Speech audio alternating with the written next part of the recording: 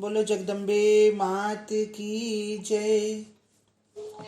श्री हरि ओम श्री परमात्मने नमः। श्रीमद्वैपायन मुनि वेद व्यास प्रणीत महाभागवत देवी पुराण 61वां अध्याय। इंद्र का ब्रह्म हत्या के पाप से ग्रस्त होना। महर्षि गौतम की सम्मति से इंद्र का ब्रह्मलोक जाना तथा इंद्र और ब्रह्मा का वैकुंठ लोक जाना। श्री महादेव जी बोले, महामते, युद्ध में दुर्धर्ष वृत्रासुर का संहार करके ऐरावत हाथी पर आरूढ़ होकर सभी देवगणों से घिरे तथा ब्रह्मर्षियों से स्तूयमान एवं विजयोत्सव के लिए उत्सुक देवराज इंद्र ने अपनी पुरी में प्रवेश किया।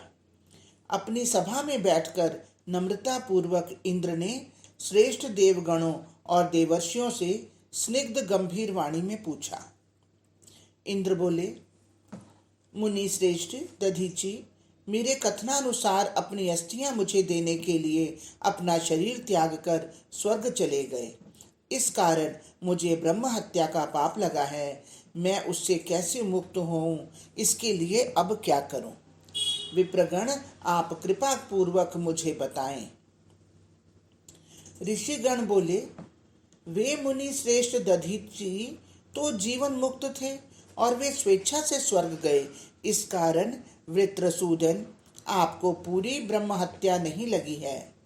देवराज, उस पाप का नाश करने के लिए महापापों का नाश करने वाले अश्वमेध नामक महायज्ञ को आप करें। महाबुद्धिमान बृहस्पति तथा अन्य देवताओं ने भी ऐसा सुनकर इसमें अपनी सहमति जताई। तब शांत चित्त होकर इंद्र अंतःपुर में चले गए। देवगण भी अपने अपने स्थान को गए।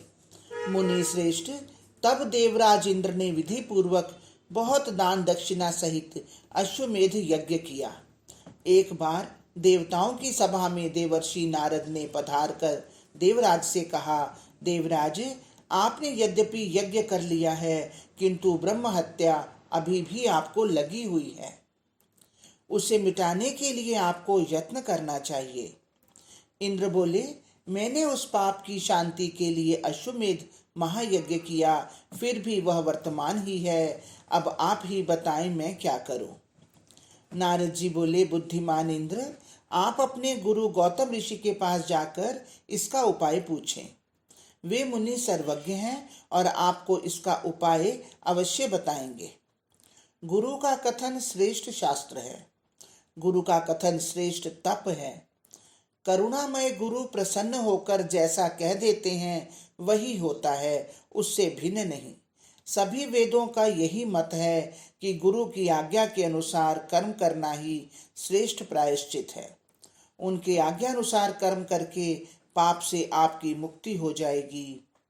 श्री महादेव जी बोले, ऐसा कहने पर नारद मुनि अपने उत्तम स्थान को चले गए और इंद्र भी शीघ्र ही महर्षि गौतम के आश्रम पर गए। उन्होंने मध्याह्न के सूर्य के समान तेजस्वी, सिर पर पिंगवर्णी जटाओं से सुशोभित और ब्रह्म के ध्यान में लीन उन महात्मा गौतम को देखा। वृत्रासुर को मारने वाले इंद्र ने साक्षात शिव के समान अपने गुरु को देखकर उनकी प्रदक्षिणा की और पृथ्वी पर दंडवत गिरकर साष्टांग प्रणाम किया। समाधि के विराम होने पर गौतम ऋषि ने देवराज को आया जानकर उनसे पूछा, तात, अब अपनी कुशल बताएं। इंद्र बोले, प्रभु, आपके दर्शन से ही मेरा सब कुशल मंगल है। मुने, जिसके आप जैसे गुरु हों उसके लिए कहीं अमंगल नहीं हो सकता, किंतु मुझसे अनजाने में एक पाप हो गया है, जिसके निस्तार हेतु मैं आपके गुरुवर के सम्मुख उपस्थित हुआ हूँ। महामते, वृत्रासुर के वध के लिए दधीची मुनि की अस्थियां लेने के कारण मुझे दुर्निवारणी ब्रह्म हत्या लग गई है। उसके शमन के लिए मैंने अश्वमेध यज्ञ भी किया, किंतु फिर भी उसका संभवतः निवारण नहीं हो रहा है। गुरु, मेरा चित्त अत्यंत दुखी है।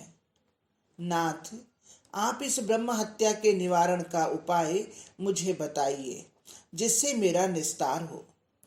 धर्म के मर्मज्ञ आप जिसके रक्षक और गुरु हैं, उस पर भी यह बहुत दुखदायक पाप स्थायी रूप से लग गया है। गौतम बोले, वत्स, तुम दुखी मत होवो, तुम्हारा पाप बहुत समय तक नहीं टिकेगा।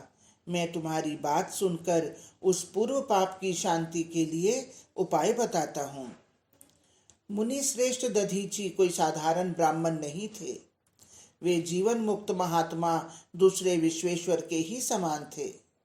सूर्यनंदन, उनकी हत्या से उत्पन्न तुम्हारा घोर पाप अश्वमेध यज्ञ से कैसे मिट सकता है? यदि तुम इस ब्रह्म हत्या से मुक्त होना चाहते हो तो वहां जाकर महापातक नाशिनी भगवती महाकाली के दर्शन करो। इंद्र बोले, वे पापनाशिनी महाकाली कैसी हैं और कहाँ रहती हैं, यह मुझे बताइए, जिससे मैं जाकर उन महेश्वरी के दर्शन कर सकूं। गौतम बोले, मैंने वेद और आगम शास्त्रों में जैसा देखा है वैसा आपको बताया। मुझे नहीं मालूम कि परात्परा महाकाली कहाँ विराजती हैं। सभी श्रुतियों में ऐसा बताया गया है कि महेश्वरी महाकाली के दर्शन से मनुष्य अपने ब्रह्म हत्या आदि पापों को भी नष्ट कर देता है। इंद्र बोले, मुझे लगता है कि इस पाप से मेरी मुक्ति नहीं हो सकेगी, क्योंकि मुझे कभी यही ज्ञात नहीं हो पाएगा कि वे जगदम्बा कहाँ विराजती हैं।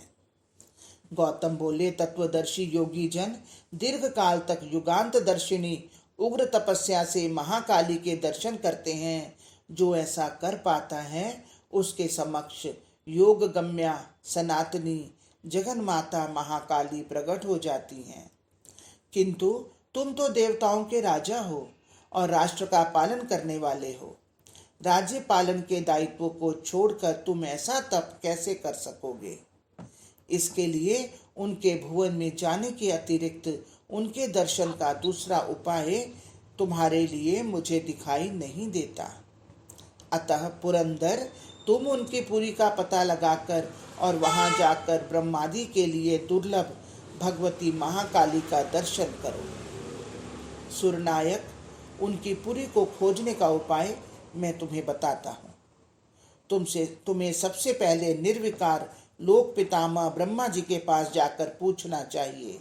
वे यदि स्वयं यत्न पूर्वक खोज करेंगे तो महाकाली की पुरी का पता अवश्य लग जाएगा। अतः महामते, ब्रह्मा जिसकी खोज करें उसका पता अवश्य ही हो जाता है, ये मैं सत्य कह रहा हूँ। इंद्र बोले, देव, आपकी आज्ञा कभी व्यर्थ नहीं होगी। मैं ब्रह्मा जी के पास जाऊंगा, जिससे कोई उपाय अवश्य होगा। श्री महादेव जी बोले, नारद जी, ऐसा कहकर देवराज ने मुनि की 3 परिक्रमाएं की और उन्हें दंडवत प्रणाम कर अपने मंत्रियों सहित पुष्पक विमान पर बैठकर उन्होंने ब्रह्मलोक के लिए प्रस्थान किया। महर्षि गौतम ने जैसा बताया था वह सारा वृत्तांत उन्हें कह सुनाया। ऐसा सुनकर भगवान ब्रह्मा ने देवराज इंद्र से कहा कि सुराधिप, उन महाकाली की नगरी कहाँ है, यह मैं नहीं जानता। देवताओं के कार्य को सिद्ध करने के लिए कृपा पूर्वक जब वे स्वयं प्रकट हुई थी, उसी समय मैंने उन सनातनी ब्रह्म रूपा महाकाली के दर्शन किए थे। तत्पश्चात सभी देवताओं के देखते देखते वे अंतर्धान हो गई थीं। मैं इतना ही जानता हूँ, उनकी नगरी का मुझे ज्ञान नहीं है। इंद्र बोले, ब्रह्मन, जब आप ही उनकी नगरी को नहीं जानते तो मैं कैसे जान पाऊंगा, और इस ब्रह्म हत्या रूपी संचित पाप से मुझे मुक्ति कैसे मिल पाएगी? ब्रह्मा जी बोले, देवताओं के राजा, यदि आप में यह पातक टिका रहेगा तो स्वर्ग में बहुत से उत्पात होने लगेंगे। इसलिए इस पाप का निवारण करने के लिए मैं निश्चित रूप से प्रयत्नशील हूँ। जगदम्बा की अत्यंत गोपनीय नगरी को मैं सब प्रकार से खोज लूंगा। यदि आपके कार्य संपादन में भगवती के दर्शन मुझे हो गए तो मैं मुक्त हो जाऊंगा। इससे बढ़कर करणीय कार्य अन्य कुछ नहीं है। श्री महादेव जी बोले, नारद जी, इस प्रकार देवराज इंद्र को आश्वासन देकर पितामह ब्रह्मा जी दिव्य रथ पर आरूढ़ होकर वैकुंठ धाम को चले गए। इंद्र भी अपने पुष्पक विमान पर पीछे पीछे चलते हुए भगवान विष्णु के द्वारा रक्षित उत्तम लोक वैकुंठ धाम गए। तब ब्रह्मा जी ने देवराज इंद्र को आश्वस्त करते हुए कहा कि वत्स सुरेश्वर, मेरी बात सुनो, तुम बाहर ही ठहरो, मैं भगवान विष्णु के धाम के अंदर प्रवेश कर रहा हूँ। तब पार ब्रह्म भगवान विष्णु की आज्ञा प्राप्त होने पर तुम भी भीतर आ जाना। ब्रह्मा जी के ऐसे वचन सुनकर देवराज इंद्र ने वैसा ही किया। ब्रह्मा जी वहां पहुंचे जहां जगन्नाथ विष्णु भगवान विराजमान थे। उनके हृदय पर कौस्तुभ मणि शोभा पा रही थी। नवीन मेघ के समान उनका श्याम वर्ण था। उन्होंने शंख चक्र और गदा धारण कर रखे थे तथा लक्ष्मी एवं सरस्वती उनके साथ विराजमान थी। ब्रह्मा जी को आया देखकर भगवान विष्णु ने शुभागमन विषयक प्रश्न पूछे। ब्रह्मा जी ने भगवान से कहा कि आपकी कृपा से सानंद आगमन हुआ है। जनार्दन, देवराज इंद्र भी आपके दर्शन को आए हैं और वैकुंठ लोक के द्वार पर प्रवेश हेतु आपकी आज्ञा की प्रतीक्षा कर रहे हैं। यह सुनकर अच्युत भगवान विष्णु ने गरुड़ को आज्ञा दी कि देवराज इंद्र को वैकुंठ के अंदर ले आओ। मुने, यह सुनकर गरुड़ शीघ्रता पूर्वक द्वार पर गए और उन्होंने इंद्र को श्रेष्ठ धाम के अंदर प्रवेश कराया। इंद्र ने भूमि पर दंडवत प्रणाम करके हाथ जोड़कर जगतपति भगवान विष्णु से कहा, आपके दर्शन से मैं धन्य हुआ। जब आपके चरण कमल से निकली हुई देव पूजित सौभाग्यशालिनी भगवती गंगा सभी लोकों को पवित्र करती हैं, तो फिर सभी देवताओं के वंदनीय आपका इन आंखों से मैं साक्षात दर्शन कर रहा हूँ। यह मेरे पूर्वकृत शुभ कर्मों से उत्पन्न अतुलनीय अहोभाग्य है। इस प्रकार परमेश्वर भगवान विष्णु की भक्ति पूर्वक स्तुति करके ब्रह्मा जी की आज्ञा पाकर इंद्र ने गौतम मुनि की कही बातें निवेदित की। इंद्र की बात सुनकर विस्मित हुए त्रिलोकी के पालन करता कमलापति भगवान श्री विष्णु ब्रह्मा जी के समक्ष मौन रह गए। हरिओम तत्सत, हरिओम तत्सत। इस प्रकार श्री महाभागवत महापुराण के अंतर्गत गौतम के कथनानुसार ब्रह्ममयी स्थान अनुसंधानार्थ देवराज का चतुर्मुख विष्णुलोक गमन नामक 61वां अध्याय पूर्ण हुआ। हरिओम तत्सत, हरिओम तत्सत।